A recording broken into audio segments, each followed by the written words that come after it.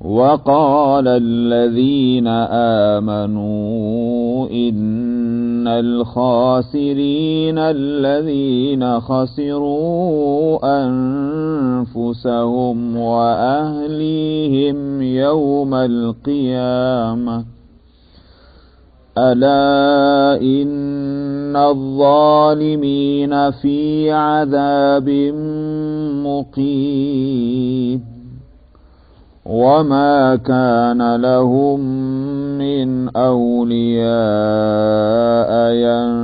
ينصرونهم من دون الله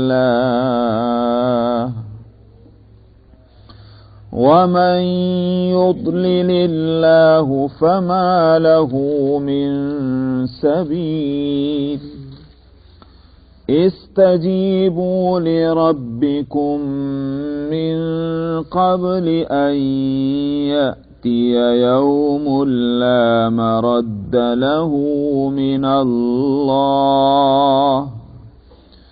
ما لكم من ملجأ يومئذ وما لكم من نكير فإن أعرضوا فما أرسلناك عليهم حفيظا إن عليك إلا البلاغ وإنا إذا أذقنا الإنسان منا رحمة فرح بها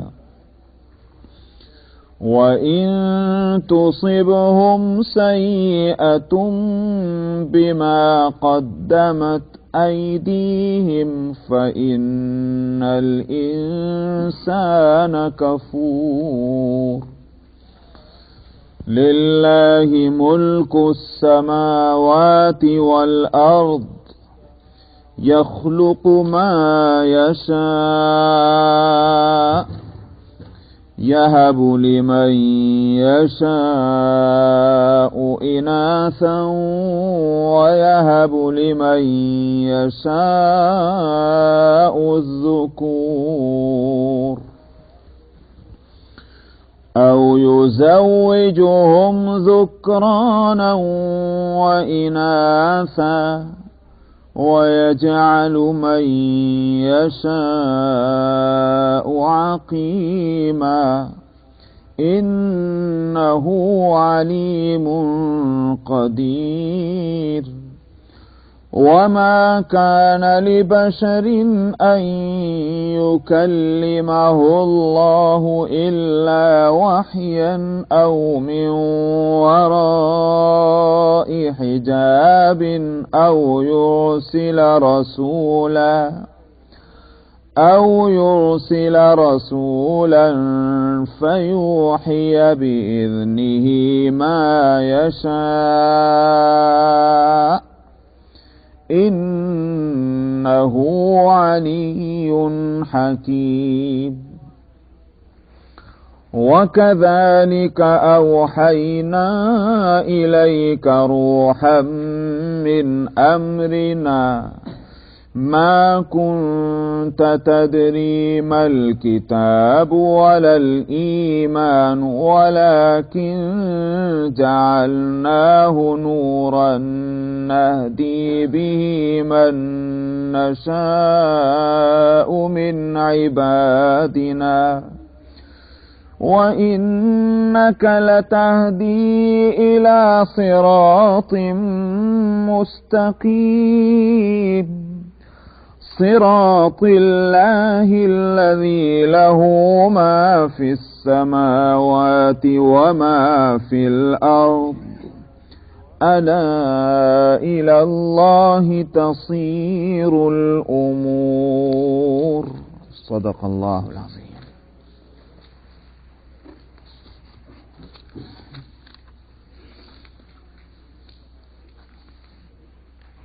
गुज़िश्ता आयतों में उन लोगों का तज़किरा था कि जिनको आखिरत की खैर और भलाई मिलेगी ان کے اوصاف بتلائے گئے تھے. یہاں سے فرماتے ہیں کہ جو اس راستے پر نہیں چلتے، جو راستہ آخرت کی کامیابی کا ہے، اللہ میاں بھی پھر ان کو ہدایت نہیں دیتا. وَمَن يُضْلِلِ اللَّهُ فَمَا لَهُ مِن وَلِيٍّ مِّن بَعْدِهِ. اور پھر جب اللہ ہی کسی کو بے راہ کر دے تو اللہ کے بعد پھر کون دوست ہو سکتا ہے؟ مَا لَهُ مِن وَلِيٍّ. کوئی بھی کارساز نہیں ہو سکتا اللہ کے بعد. اللہ کا فیصلہ جب یہ ہو گیا کسی بندے کے اعمال کی بنیاد پر، اس کے اپنے طریقے عمل کی بنیاد پر، اللہ نے بھی فیصلہ کر دیا چل اب تیرے لیے گمراہی ہے، پھر کون اس کو ہدایت دے گا؟ کس کے بس میں ہے کہ اللہ کے فیصلے کو جو ہے وہ ختم کر دے؟ یہ ہے مطلب وَمَن يُضْلِلِ اللَّهُ فَمَا لَهُ مِن وَلِيٍّ. انسان نے خود ایک راستہ چوز کیا. میں بار بار اس بات کو بتلا چکا ہوں، اور مگر میں دیکھتا ہوں کہ جب بھی کوئی بات آتی ہے تو لوگ اسی کا سوال کرتے ہیں اس مسئلے کو حل کرنے کے لیے. دیکھیے 3 چیزیں ہیں. ایک ہوتا ہے ارادہ، اس میں بھی 3 درجے ہیں: نیت، ارادہ، عزم. یہ 3 درجے ہیں اس ارادے کے. تو تینوں درجے مرحلے بہ مرحلہ، پہلا درجہ نیت کا ہے، دوسرا درجہ ارادہ کا ہے، تیسرا درجہ جو ہے وہ عزم کا ہے، پکا جس کو ارادہ کہتے ہیں. تو یہ تو ہو گئی ہے ایک چیز. دوسری چیز ہے عمل، اور تیسری چیز ہے اس عمل میں کامیاب ہو جانا. یہ ان دونوں کو ایک ہی چیز کہہ لیجئے، عمل کہہ لیجئے، ہم زیادہ تفصیل میں نہیں جاتی باریکیوں میں. 2 چیزیں ہو گئیں. ایک ہے ارادہ، ارادے کے 3 مرحلے لے لیجئے اس میں. دوسرا مسئلہ ہے عمل. ارادہ جو ہے 3 اس کے مرحلے یہ بندے کے اختیار میں ہے، اور عمل کا ہو جانا یہ اللہ کے اختیار میں ہے. اسی کو عربی میں اس طرح کہا جاتا ہے السعی منی والاتمام من اللہ. کوشش میری طرف سے، پورا کر دینا اللہ کی طرف سے. اب تو سمجھ میں آ گیا مسئلہ. بندے کا کام کیا ہے؟ ارادہ کرنا. اللہ کا کام کیا ہے؟ عمل کرا دینا. عمل کر لینا یہ بندے کے اختیار کی چیز نہیں ہے، کیونکہ اس کے واسطے کچھ تقاضے ہیں. اندر کی صلاحیت، کام کی طاقت، قوت، انرجی، توانائی، جو بھی آپ کہیں، اور باہر جو ہے وہ اس کی موافقت. مثلا چور چوری کرتا، سمجھ آئی نہیں بات؟ کب چوری ہوگی؟ اس کے اندر چوری کرنے کی طاقت ہو، اور باہر کے حالات جو ہیں وہ سازگاروں، چوری ہو جائے گی. سمجھ آئی نہیں بات؟ یہ ان میں سے اگر ایک چیز نہیں ہے چوری نہیں ہو سکتی. نماز پڑھنا چاہتے ہیں، ایک ہے نماز کا ارادہ، نیت، ارادہ، عزم. 3 چیزیں جو ہیں یہ بندے کی سے متعلق ہیں. اب نماز پڑھی گئی یہ اللہ کے اختیار کی چیز ہے. کیوں؟ اس لیے کہ نماز پڑھنے کے واسطے وہی 2 چیزیں ہیں: ایک اندرونی وہ توانائی جس کا استعمال کرنا ہے، اور دوسرے باہر کے وہ حالات کا سازگار ہونا، کوئی رکاوٹ نہ پیدا ہو جائے. حالات کے سازگار ہونے کے معنی یہ دونوں چیزیں اللہ کے اختیار میں. حالات کا سازگار ہونا ہمارے اختیار میں نہیں. ہمارے اندر کی طاقت جو ہے ان کا استعمال ہم کر سکتے ہیں کہ نہیں کر سکتے ہیں، یہ ہمارے اختیار میں نہیں. سمجھ میں آئی نہیں بات؟ یہ اللہ کے اختیار کی. اس واسطے بے شک گمراہی کی اور نیکی کی ذمہ داری بندے کے اوپر ہے. کیوں؟ پہلی چیز جو کرنے کی وہ تو اسی کے اختیار کی چیز ہے. وہ کیا ہے؟ ارادہ. ہمیں نہیں بات. اور اس کے بعد پھر عمل ہو جانا یہ اللہ کے اختیار کی چیز ہے. اگر تو ہی نہیں چاہتا ہے بندے تو پھر ہم کو کیا پڑی تیرے سے عمل کرائیں؟ اب سمجھ میں آگے نہیں مسئلہ یہ ہے وَمَن يُضْلِلِ اللَّهُ فَمَا لَهُ مِن وَلِيٍّ مِّن بَعْدِهِ کے معنی اللہ ہی جس کو بے راہ کر دے پھر کون اس کی جو ہے وہ کارسازی کرے گا؟ کیوں اللہ بے راہ کرے گا؟ اس لیے کہ بندے نے چاہا نہیں. بندہ نہیں چاہتا کہ وہ ایمان لائے، بندہ نہیں چاہتا کہ ایمان کے تقاضوں کو پورا کرے. پھر اللہ چاہیں گے کہ نہیں کر؟ کیوں اللہ چاہیں؟ سمجھا نہیں بات؟ اس اعتبار سے گمراہی کا ذمہ دار بندہ ہی ہے، مگر اللہ تعالیٰ جب اپنی طرف اس کو منسوب کر دیں، ہم نہیں جب جس کو چاہتے ہیں ہم گمراہ کرتے ہیں. کیا مطلب؟ یعنی ہم اگر چاہیں تو اس کے ارادے کے برخلاف ہم اس کو عمل کے لیے مجبور کر سکتے ہیں، مگر ہم نہیں کرتے. یہ ہے وَمَن يُضْلِلِ اللَّهُ کے معنی، جس کو اللہ بہرا کر دیں۔ میں سمجھتا ہوں کہ اس سے زیادہ وضاحت اس مسئلے کی نہیں ہو سکتی، اور یہ وضاحت کافی ہے تاکہ کسی طرح کا سوال نہ پیدا ہو کہ بھئی جب بندہ بے اختیار ہے تو پھر اللہ میاں ہم کو کیوں الزام دیتے ہیں؟ بندہ بے اختیار نہیں، با اختیار ہے ارادے کی حد تک، اور بے اختیار ہے عمل کی حد تک۔ اللہ میاں عمل کے بارے میں نہیں بلکہ ارادے کے بارے میں پوچھیں گے، سمجھ میں آیا نہیں؟ اور پوچھیں گے بھی کس طرح؟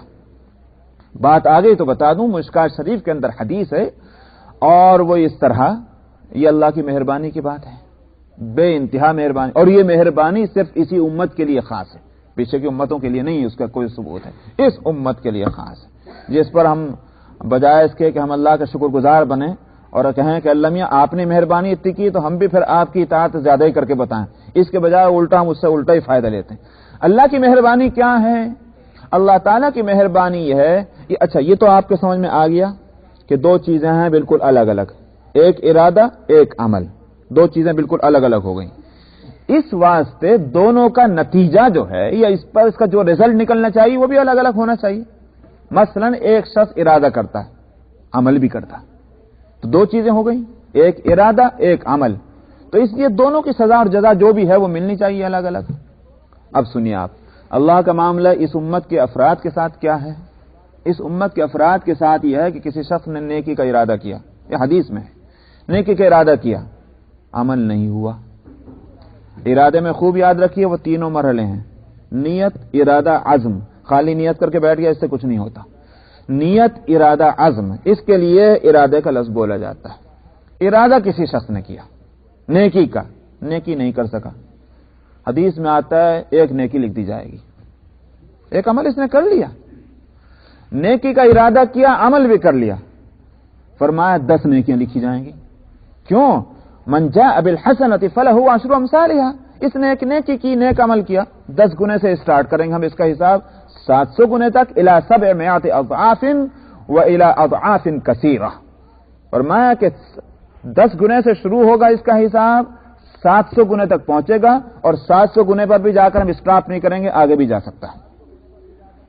کب ہے یہ؟ نیکی کا ارادہ اور اس کا عمل۔ اب آئیے برائی، میں کسی شخص نے برائی کا ارادہ کیا، عمل نہیں کیا، کچھ نہیں لکھیں گے، دیکھا آپ نے؟ یہ ہے مہربانی، برائی کا ارادہ کیا، برائی کر لی، ایک برائی لکھ دیں گے۔ یہ ہے اس امت کے ساتھ اللہ تعالی کی مہربانی کا معاملہ۔ تو 2 عمل ہو گئے، میں نے کہا کہ 2 چیزیں ہو گئی، ایک چیز کا تعلق بندے سے ہے، دوسری چیز کا تعلق اللہ تعالی سے ہے۔ کہیں کہیں قرآن شریف میں پہلی چیز کی رعایت کرتے ہوئے بندوں کو دوش دیا جاتا ہے، بندے کو ذمہ دار بتایا جاتا ہے، کہیں کہیں دوسری چیز کی طرف توجہ کرتے ہوئے اللہ تعالیٰ کہتے ہیں کہ ہمارا ہے یہ کام کرنے کا۔ تو اس لیے 2 بالکل الگ الگ چیزیں ہیں، کہیں اس کا لحاظ ہوتا ہے کہیں اس کا لحاظ ہوتا ہے۔ فرماتے ہیں وَمَن يُضْلِلِ اللَّهُ، جس کو اللہ بہرا کر دے اس کے بعد اس کا کوئی کارساز نہیں۔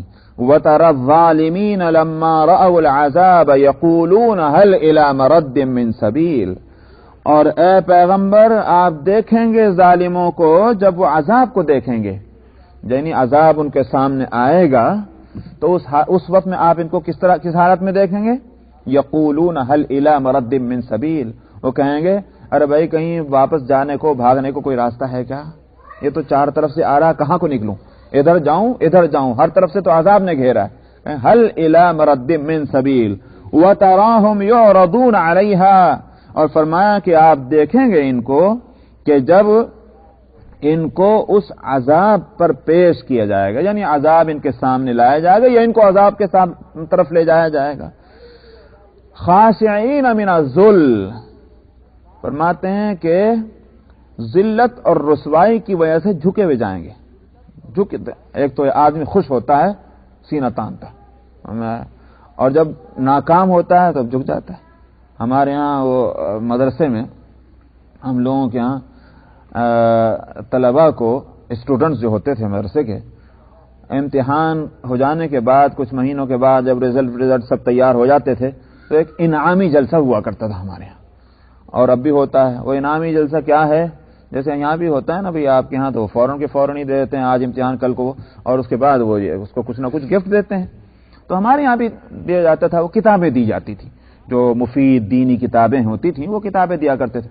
اچھا اس میں ہوتا یہ تھا اور یہاں بھی ہوتا ہے غالباً کہ صاحب مثال کے طور پر عبداللہ سلیم، اب عبداللہ سلیم کا نام پکارا گیا تو اس نے کون کون سی کتابیں پڑھی ہیں اور کس کس کتاب میں کتنے نمبر آئے ہیں وہ بھی وہیں پڑھ کر سنائے جاتے تھے.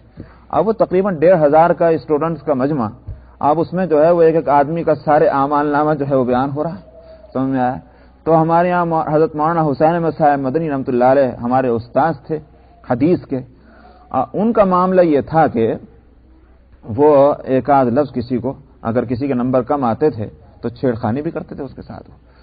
تو اب مثال کے طور پر وہ کسی کا نام لیا صاحب عبداللہ سلیم، تو اب دیکھتے تھے عبداللہ سلیم کو تو معلوم ہے کہ میرے نمبر کیسے تھے، تو اگر اس کے نمبر بہت اچھے ہیں تو آ رہا ہے بہت اچھی طرح سے ذرا سینہ تان. جی ہاں، یہ اس لیے اچھی طرح سے آ رہے ہیں کہ ان کے نمبر بہت اچھے ہیں، اس لیے یہ سینہ تان کر آ رہے ہیں. اور اگر کوئی بیچارہ اس کو نمبر کم ہے تو وہ جھکا ہوا چلا رہا، جی ان کی گردن اس لیے نیچی ہے کہ یہ 2 کتابوں میں فیل ہے، تو وہ وہیں کہہ دیا کرتے تھے. تو بیچارہ پہلے ہی گردن جھکے ہوئے اس کی آ رہا ہے تو اور جھک جاتا تھا. تو جب عذاب جہنم کو دیکھے گا یوردون علیہ خاشعین من الذل، اس رسوائی کی وجہ سے جھکے جائیں گے، وہاں سینہ تاننے کا اور سر اٹھانے کا موقع کہاں ہے. خاشعین من الذل ینظرون من طرف خفی. عجیب واقعی قرآن حکیم کا کمال ہے، ایسا نقشہ کھینچتا ہے معلوم ہوتا ہے کہ بالکل انسان کی جو اس وقت سائیکالوجی ہوگی اس حالت میں اس کا نقشہ آ جاتا ہے. آپ نے کبھی کسی ایسی مصیبت، ایسی یعنی پریشان کرنے والی کوئی چیز، نقصان پہنچانے والی، وہ کہیں سے آ رہی ہو حملہ کرتے ہوئے، اب آپ بھاگنا بھی چاہتے ہیں اور بھاگتے اس کو دیکھتے کس طرح ہے؟ اس طرح سے. سمجھ میں آئے؟ جھکی ہوئی نگاہوں سے، کنکھیوں سے اس کو دیکھتے ہیں، وہ آ رہا کہ نہیں آ رہا ہے، میں بھاگ لوں. یہ جو کنکھیوں سے دیکھنا ہے یہ کیا دہشت، خوف اور بچنے کی تدبیر کرنے کی ناکام کوشش، یہ ہے دیکھنا کا وہ انداز. فرمایا کہ ینظرون من طرف خفی، وہ اس کو نیچی نظروں سے، کنکھیوں سے دیکھتے ہوئے ہوں گے اس عذاب کو جو ان کی طرف لپک رہا ہوگا. گوئیوں کو یہ پورا نقشہ کھینچ دیا. یہ ہوگی اس وقت حالت. آج تم سینہ تانے پھر رہے ہو، پیغمبر کی بات ماننے کو تیار نہیں، قرآن کی آواز اپنے کانوں میں اتارنے کو تیار نہیں. اس وقت کے لیے تیار ہو جاؤ جب تمہاری تصویر یہ ہوگی. یہ بتلانا مقصود. وقار الذین آمنوا، یہ تو ان کا حال ہوگا. ایمان والوں کا کیا حال ہوگا؟ بڑے مطمئن، ایسا اطمینان کہ خود اپنی حالت کی ان کو تو فکر ہوگی ہی نہیں، بیچارہ انہی کا ان کو کم ستائے گا جن کی یہ حالت ہو رہی ہوگی. تو ایمان والے کہیں گے بلا شبہ نقصان میں وہی لوگ رہے کہ جنہوں نے اپنے کو بھی نقصان پہنچایا اور اپنے گھر والوں کو بھی نقصان پہنچایا قیامت کے دن. یعنی قیامت کے دن یہی لوگ نقصان میں ہوں گے. اپنے آپ کو نقصان پہنچایا اپنے گھر والوں کو، یا اپنے آپ نقصان میں رہے اور اپنے ان کے گھر والے بھی نقصان میں رہے. کس اعتبار سے؟ 2 ہی صورتیں، یا تو اس کے گھر والے بھی اسی راستے پر ہیں، غلط راستے پر، تو وہ تو خود ہی جہنم کے مستحق ہو رہا ہے، وہ کہاں کو فائدہ پہنچائیں گے کسی کو. اور اگر وہ درست حالت میں ہے، یہ غلط حالت میں ہے، تو یہ درستگی اور نادرستگی جو ہے 2 طرح کی ہے. ایک تو یہ کہ ایمان دونوں میں مشترک ہے. سمجھ آئی نہیں بات؟ ایمان دونوں میں مشترک ہے، فرق ہے تو اعمال کی درجہ مندی کا ہے. یعنی ایک کا عمل کم درجے کا ہے، دوسرے کا عمل اچھا ہے، ایمان دونوں میں ہے. تو اس کے لیے تو قرآن حکیم میں دوسری جگہ فرمایا گیا کہ جن کا ایمان بھی اچھا ہوگا، جن کے اعمال بھی اچھے ہوں گے، ان کی دعا کو اللہ تعالیٰ قبول فرماتے ہوئے ان کے قریب کے وہ لوگ کہ جو اعمال میں ذرا کم رہ گئے ہوں گے اور جنت میں ان کا وہ درجہ نہ بن رہا ہوگا جو کسی کا بن رہا ہے ان کے قریب تعلق والوں میں اور رشتہ داروں میں، اللہ تعالیٰ ان کی دعاؤں کو قبول فرما کر اس کا بھی درجہ بڑھا دیں گے. یہ تو ہوگا اس صورت میں. لیکن اگر ایک طرف ایمان ہے اور دوسری طرف کفر ہے، اب کوئی فائدہ نہیں. وہ ایمان والے بھی کافروں کو فائدہ نہیں پہنچا سکتے. بھلا بتائیے ایمان والوں میں محمد صلی اللہ علیہ وسلم سے بڑھ کر کون ایمان والا ہو سکتا ہے؟ ساری امت کی، اور اسی امت کی نہیں بلکہ پچھلی تمام امتوں کے مؤمنین کی نجات کا فیصلہ اور جنتوں میں بھیجے جانے کا فیصلہ اور گنہگاروں کی بخشش اور مغفرت کا فیصلہ نبی کریم صلی اللہ علیہ وسلم کی سفارشی پر تو ہونا ہے. ہونا کہ نہیں ہونا؟ مگر چھوڑ دیے دنیا کے کافروں کو. کیا ابو طالب کہ جو آپ کے چچا ہیں، جنہوں نے آپ کی جوانی تک آپ کا ساتھ دیا ہے، اپنے ذاتی معاملات میں نہیں، اسلام کے لیے، وہ اسلام کی وہ باتیں کہ جن کے لیے نبی کریم صلی اللہ علیہ وسلم دنیا میں تشریف لائے تھے، ان سارے کاموں میں ابو طالب نے مدد کی ہے، ساتھ دیا ہے، دیا نا کہ نہیں دیا؟ لیکن کیا نبی کریم صلی اللہ علیہ وسلم قیامت کے دن ابو طالب کی سفارش کر لیں گے اور وہ سفارش مقبول ہوگی؟ نہیں۔ قرآن حکیم میں اس کو صاف کہا جا چکا ہے، استغفر لهم او لا تستغفر لهم ان تستغفر لهم 70 مرة فلن يغفر اللہ لهم۔ اے پیغمبر، آپ ان کافروں کی مغفرت کریں یا نہ کریں، اگر 70 دفعہ بھی آپ مغفرت کریں گے ان کی تو اللہ ہرگز مغفرت کرنے والا نہیں ہے۔ اس لیے کہ وہ، اس کی ایک بات میں بتا دوں، اس کے لیے یوں سمجھیے آپ، اس میں یہ نہ سمجھیں کہ اب نبی کا کمال کیا رہ گیا، تھوڑا یہ مت سمجھیے کہ آپ، نبی اپنی جگہ با کمال ہے۔ مثال میں دیتا ہوں، پہلے مثال سے اچھی طرح آپ کو بات سمجھ میں آ جائے گی۔ دیکھیے، مغفرت اللہ کی جو ہے اس کو سمجھیے ایک درجہ، ایک قسم کی ایک روشنی ہے، تو مثال دینے کے لیے میں بتا رہا ہوں۔ اب روشنی کو آبزرو کرنا جو ہے وہ کوئی کر سکتا ہے اور کوئی نہیں، کوئی چیز کر سکتی، کوئی چیز نہیں کر سکتی۔ مثال کے طور پر ایک بالکل ایسا ہے جس ہمارے یہاں اردو میں کہا کرتے ہیں، ہندوستان کے ماحول میں الٹا توا۔ الٹے توے کو آپ سورج کی طرف کر دیجئے، روشنی کو آبزرو کر ہی نہیں سکتا۔ آئینے کو کر دیجئے، پورا سورج آئینے کے اندر آ جائے گا، آ جائے گا نہیں آ جائے گا؟ سوال یہ ہے کہ یہ اثر سورج کا ہے کہ الٹے توے پر کوئی اثر نہیں پڑتا اور آئینے کے اندر پورا اتر جاتا ہے؟ یہ سورج کا اپنا اثر ہے یا جو فرق ہے تو ان دونوں کا ہے؟ سمجھ میں نہیں بات ہے۔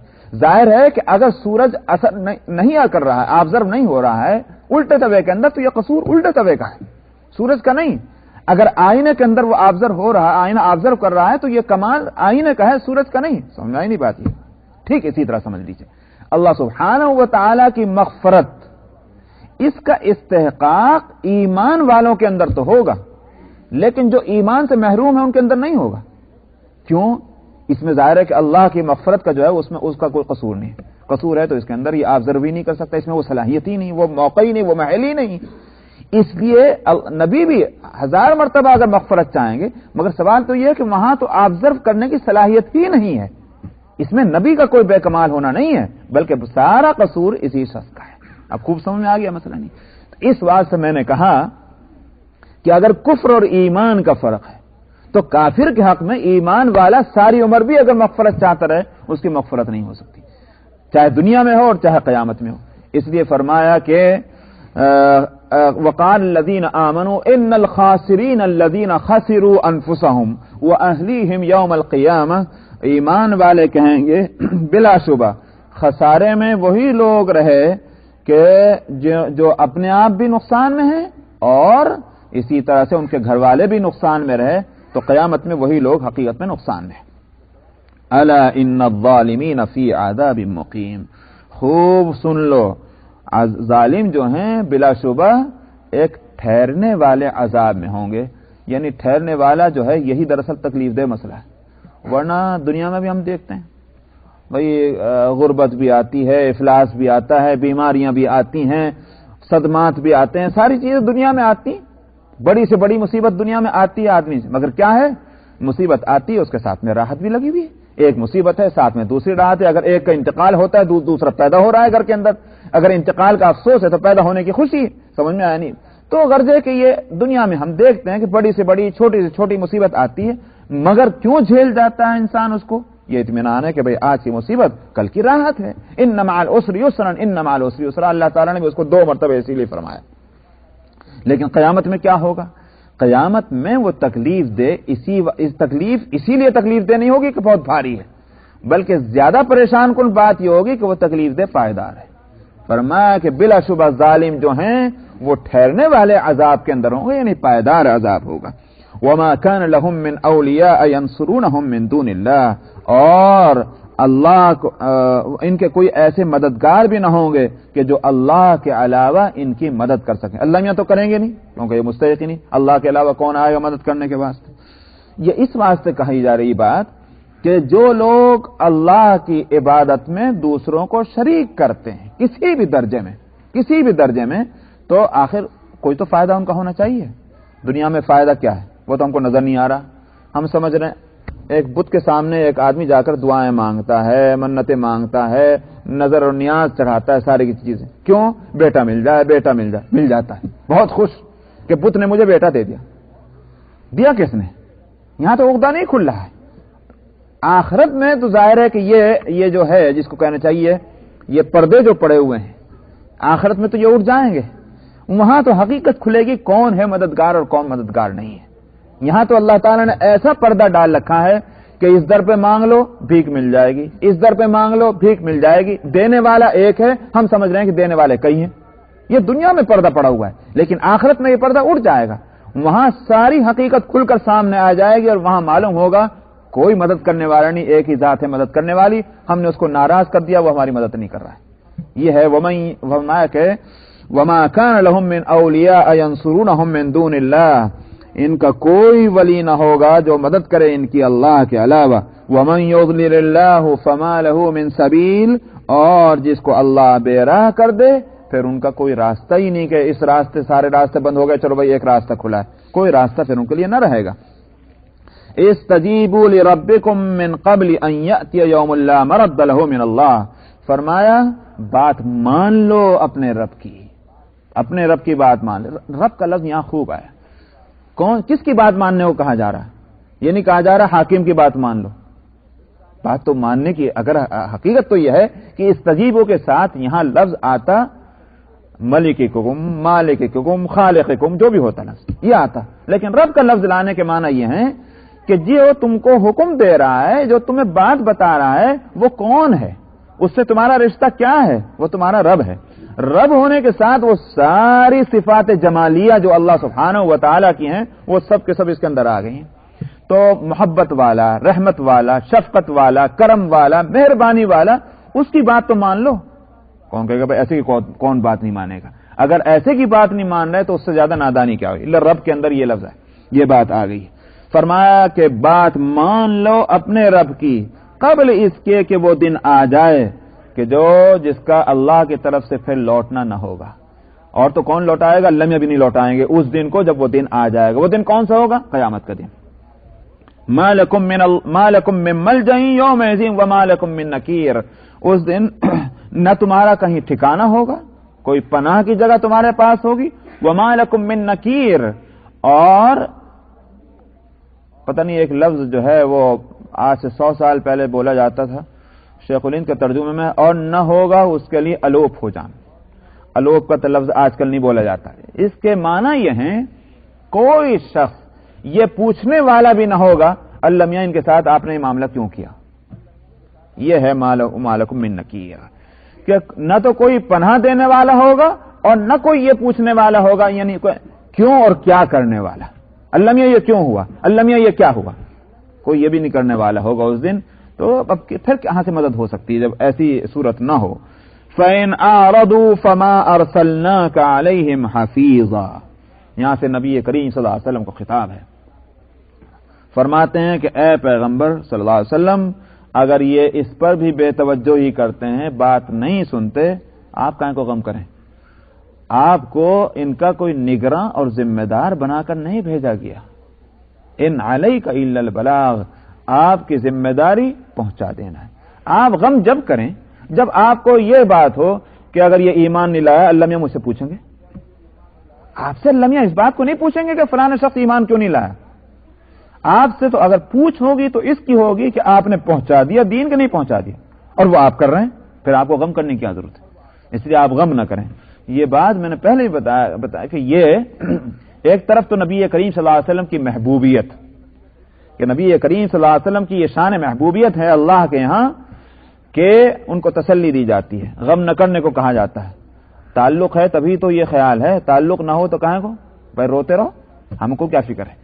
لیکن یہ شان محبوبیت ہے نبی کریم صلی اللہ علیہ وسلم کی، اس لیے اللہ تعالیٰ ان کو تسلی دیتے ہیں، نمبر ایک۔ نمبر دو یہ ہے کہ کام کرنے والا جو ہے اس کے لیے ضروری ہے کہ ناکامیابیوں کا اس کو زیادہ احساس نہ ہو۔ اگر ناکامیوں کا زیادہ احساس اس پر ہوا، حوصلے پست ہوں گے تو کام نہ ہو سکے گا۔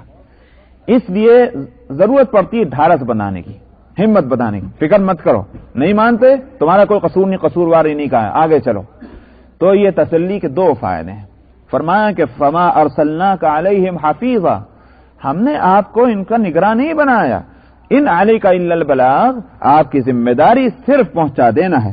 وَإِنَّا إِذَا أَذَقْنَا الْإِنسَانَ مِنَّا رَحْمَةً فَرِحَ بِهَا، یہاں سے یہ بتلانا ہے کہ اگر نہیں مانتے کیوں نہیں مانتے، یہ نہیں مانتے اس کی وجہ بھی ہم بتلا دیتے ہیں۔ نہ ماننا ان کا اس لیے ہے کہ اللہ کے ساتھ ان کا تعلق نہیں ہے، تعلق مع اللہ کی کمی ہے۔ کیا اس کا ثبوت؟ اس کا ثبوت دنیا میں یہ ہے تعلق مع اللہ نہ ہونا، اللہ کے ساتھ تعلق نہ ہونا۔ ایسا معیار اللہ تعالیٰ نے دے دیا ان آیت کے اندر کہ واقعہ تو یہ ہے کہ میں خود سوچنے بیٹھ جاتا ہوں کہ میرے اندر یہ ہے، یہ بات ہے یا نہیں ہے۔ ہر انسان اس کو دیکھ سکتا ہے۔ فرمایا وَإِنَّا إِذَا أَذَقْنَا الْإِنسَانَ مِنَّا رَحْمَةً فَرِحَ بِهَا، تعلق مع اللہ کے نہ ہونے کی اور یا کم ہونے کی دلیل یہ ہے، یا اس کا اظہار اس طرح سے ہوتا ہے کہ جب ہم چکھاتے ہیں اپنی طرف سے انسان کو رحمت، مہربانی، نعمت، خوشحالی، جو بھی آپ کہیے اس کو ملتی ہے، کیا ہوتا ہے؟ فرح بہا، اب خرمستیاں کرنے لگتا۔ سمجھ میں آیا؟ کیا ہونا چاہیے تھا یہاں؟ جب نعمت ملی تو کیا ہونا چاہیے تھا؟ شکر کرتا۔ اگر تعلق مع اللہ ہوتا تو اللہ کو یاد کرتا، اے اللہ تیرا شکر ہے، لیکن کیا ہوا؟ اللہ کو نہیں یاد کر رہا ہے اور خرمستیوں میں لگا ہے۔ فرح بہا وَإِن تُصِبْهُمْ سَيِّئَةٌ بِمَا قَدَّمَتْ أَيْدِيهِمْ فَإِنَّ الْإِنسَانَ كَفُورٌ، فرمایا جب ان کو کوئی مصیبت پہنچتی ہے، کوئی برائی پہنچتی ہے، کیوں پہنچتی ہے وہ برائی؟ بما قدمت ایدیہم، ان کے اپنی حرکتوں کی وجہ سے وہ کوئی برائی پہنچتی ہے تو کیا ہوتا ہے پھر اس وقت؟ فإن الانسان کفور، انسان ناشکری کرتا ہے۔ یہ دو حالتیں ہیں، نعمت کی حالت میں شکر ہونا چاہیے تھا تو خرمستی کر رہا ہے، برائی کی حالت میں صبر کرنا چاہیے تھا تو کیا کرتا ہے؟ ناشکری کرتا ہے۔ یہ دو حالتیں ہیں، ان دونوں حالتوں کا میں یہ عمل اس کا بتلا رہا ہے کہ اللہ کے ساتھ اس کا تعلق نہ اس حالت میں نہ اس حالت میں، یہ ہے تعلق مع اللہ کے نہ ہونے کی بات۔ اب اس صورت میں یہ کہاں سے کسی کی بات سن سکتے ہیں؟ یہ کہاں سے توجہ دے سکتے ہیں حق کی دعوت پر؟ تو یہ اللہ سبحانہ و تعالیٰ نے واقعہ یہ کہ معیار بتلا دیا، ہم کو خود ہم بھی سوچ سکتے ہیں کہ بھئی ہمارا اللہ سے تعلق ہے کہ نہیں۔ اور ایک بات یہ بھی ہے کہ یہاں قصوروار جو تھے ان کے قصور کا ایک معیار بتلایا جا رہا تھا، سمجھ میں آیا؟ مگر یوں نہیں کہا تم ایسے ہو، جب تمہیں نعمت ملتی ہے تو تم یوں کرتے ہو، جب تمہارے پاس برائی آتی ہے تم یوں کرتے ہو، یہ نہیں کہا۔ یہ رحمت ہے اللہ کی، اور یہ یوں کہیے کہ یہ ادب ہے کسی کی اصلاح اور تربیت کا۔ جب کسی کی اصلاح اور تربیت کا کام کیا جائے تو یوں نہ کہا جائے تم نے یہ کیا، تم نے یہ کیا، تم نے یہ کیا، یہ نہیں کہنا چاہیے، اس سے آدمی کو چڑ ہو جاتی ہے۔